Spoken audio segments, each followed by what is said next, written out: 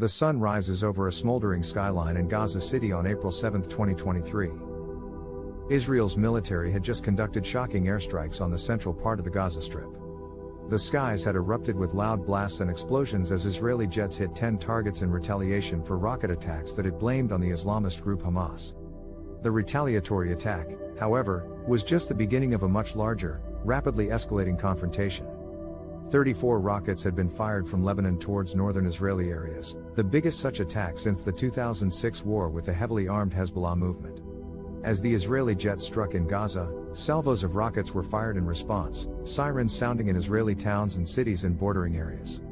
And yet, surprisingly, there were still no reports of serious casualties. Only one rocket hit its target, damaging a house in the southern town of Sderot. Israel responded harshly to the attack, claiming that Hamas was to blame and that it would exact a significant price from its enemies. Hashim Safieddine, senior Hezbollah official, had warningly stated earlier that day that any infringement on the Al-Aqsa Mosque, one of the most sacred sites for both Jews and Muslims, would inflame the entire region. His statement later proved true. The Al-Aqsa compound in Jerusalem's Old City has long been a source of tension, with Israeli police raiding the holy site during the Muslim holy month of Ramadan and footage of them beating worshippers. Outrage sparked across the Arab world, in both the occupied West Bank and Gaza, with even the U.S. State Department condemning the incident.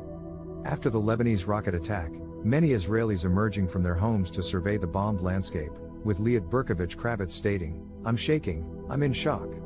I heard a boom, it was as if it exploded inside the room." The United Nations Security Council called for an immediate end to the hostilities, with U.S. Deputy Ambassador Robert Wood concluding that it was important for all involved to calm tensions. And yet, despite the difficult circumstances, the confrontation could still spiral further and lead to even more violence throughout the region. Israel still stands firmly behind its security forces, and Hamas is determined to make its enemies pay the price for its aggression.